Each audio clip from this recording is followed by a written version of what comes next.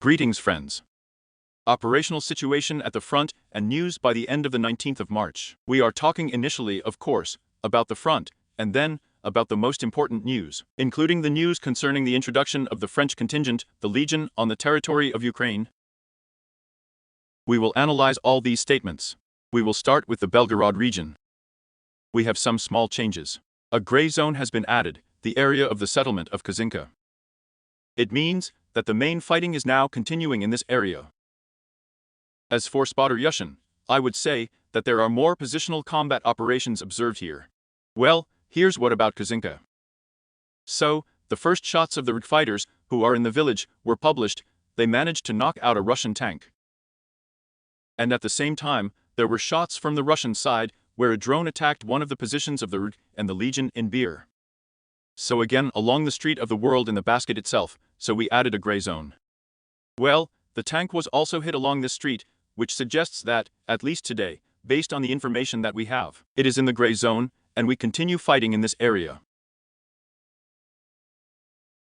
At the same time, a huge number of air bomb attacks are currently underway on the settlement of Velikaya Pisarevka, which is located in the village, an urban-type settlement, located a little west of Kazinka. Well, actually, the number of artillery strikes on the border is quite large in the Sumy region as a whole. If we say a large, huge amount is now observed.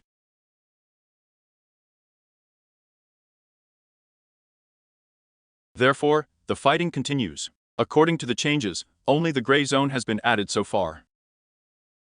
On the Kupy-Kapinsko-Lemensky section of the front without any changes, we still have Eastern turn-up fighting. But I repeat, we do not record any changes, as well as messages from the Bakhmut direction without significant changes. Everything is within the gray zone. As for the Avdiivka direction, now we see that the blow is gradually beginning to shift to Berdik, although not only to Berdik. There are several points here, now we will analyze them in more detail. It means that the Berdiks themselves, by the end of the day, we do not record any changes, at least visual ones. There were also no reports that the Russian troops managed to advance further. There were attempts. Now there is a big bet on the Russian side from Orlovka, from the settlement, as we said, that Russian reserves will pull up forces, and carry out assault operations, including in the northern direction, which means in the direction of the beam.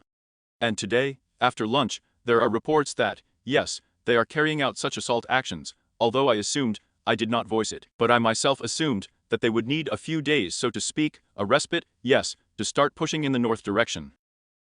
But now, in fact, they have become more active. At the same time, I said this is one of the reasons, because there is pressure south of Orlovka now also in the direction of the beam, in the direction of the river, or rather, which we have going just the same, to the summer village of Don. Therefore, they are also now conducting assault operations, with the support of tactical aviation. We see that the enemy has been increasing pressure here on the contrary lately, despite the fact that there is indeed a decline in a number of areas, there is indeed a transition to some positionality, that is, there will be moments of surprise waiting outside, but it is still very early to talk about this for the Avdiivka direction, because there are a lot of attacks. Well, actually now, at the end of the day, we say that we have to clarify, due to the fact that there are fighting situations north of Orlovka, and southwest of Orlovka, northwest of the summer village of Don. And we also have a thin one on clarification now, because I would say so, more artillery of course, from the Russian side worked on Orlovka these days, but now it is naturally Berdik and thin, so now the pressure on these settlements is increasing. And again, there is reliable information that the Russian troops are pulling up fresh forces, just in order to continue the assault operations, to put pressure in these directions. Therefore, here, we think within 24 hours, we will see more or less the situation that exists, but so far it is not the best as it is. We're talking. There is such a thing. At the same time, there were reports that artillery strikes and aerial bombs were being carried out in the Amensky area, but this is, let's say, without any changes in this direction. The enemy, in any case, is not currently conducting assault operations from the Orlovka area, because the main goal is Berdik and thin, but yes, the shelling is really present. May Day, let's talk briefly. So, as we said, there are Russian troops from Vodiane, in the direction of Pervomesky. Attempts are being made to improve the tactical situation, and accordingly, to attack with the widest possible coverage. Today, shots of strikes on Russian infantry were published, and actually, yes. They continue to attempt to strike at the north of the northern part of Pervomaysky from Vodian, and at the same time, they are pressing very hard now in Pervomaysky itself, on the approaches to the church, to the temple territory. Therefore, the fighting continues. We do not record any changes, everything remains within the gray zone, but as we can see, the situation here is also quite complicated, although controlled, but the enemy is very pressing. As for Nevelskaya, the Russian troops did not undertake any new attempts of assault actions, despite previous statements, twice, that they allegedly managed to take the settlement, did not correspond to reality. A small section of the gray zone has been added along Krasnogorovka, which means that shots from the enemy have been published. Attacks are still being carried out in the direction of the southern part, and accordingly, in the area of the southern part, the armed forces of the southern part of the city of Krasnogorskovka are working. A gray zone has been added here, within parts of two forest belts. It means that the situation in this area was yesterday, the situation is today, because Russian troops are still present here. Attempts to enter the southern part are not being made, but attacks, of course, drone operators periodically appear in this area, including fire adjustments. Activity is quite high now. It remains in this sector of the front, as we see in general, if we take the Kharkiv direction. Moving on. We proceed immediately to the Zaporozhye section of the Verbovoye front. There were a number of attacks from the Russian side again, which is why I said this afternoon that the situation, although today is exactly the same 48 hours, we made 2 adjustments, but I told you this afternoon that it is still not completely clear, because there are battles going on within the gray zone.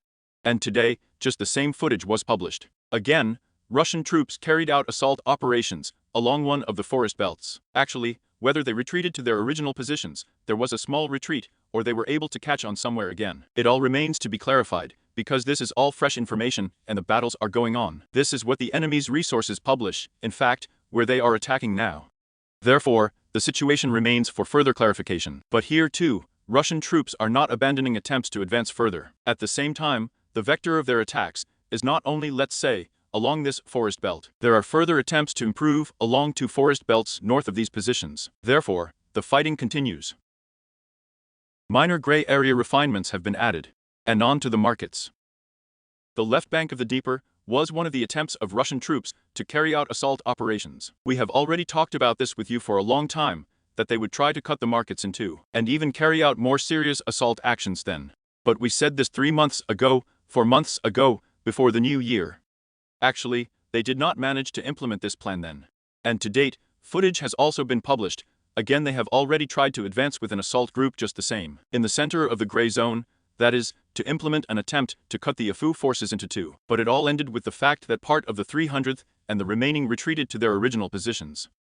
Therefore, we do not record any changes, the area remains in the gray zone. But there are attempts, but they are, as you can see, more positional in nature. Therefore, for the most part, we go through a lot of directions, like Bakhmutskaya, because there are fights. Yes, there is already a daily routine, so to speak, including the work of aerobombers, but this is without any changes.